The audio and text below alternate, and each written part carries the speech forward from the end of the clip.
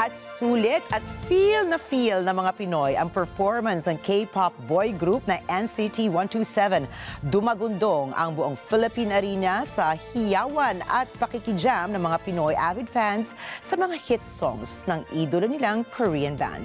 Ang detalye sa report ni Mark De La Rosa. Nabalot ng neon green ang buong Philippine Sports Stadium sa katatapos lamang na The Unity in Bulacan concert ng K-pop boy group na NCT 127. Ang NCT 127 ang sub-unit ng Korean group na Neo Culture Technology o mas kilala sa tawag na NCT. Matinding hiyawan ang dumagundong sa buong stadium dahil sa suportang ibinigay ng Pinoy fans. Hindi naman binigo ng grupo ang kanilang NCTzen o Seasonist dahil ipinamalas nito ang husay sa entablado.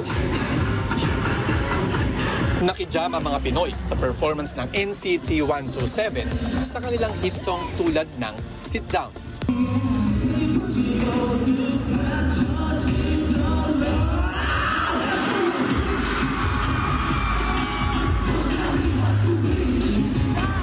Pinerform din nila ang isa sa pinaka-latest nilang kanta, ang Fact Check.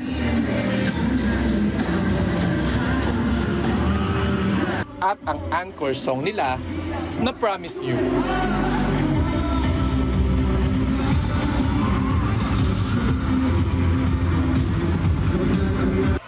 Naging emosyonal ang Pinoy fans dahil sa hindi malilimutang karanasan ng mga ito kasama ang kanilang hinahangaang K-pop group. Mark De La Rosa para sa mata ng Agila. Matatag, matapang, matapat.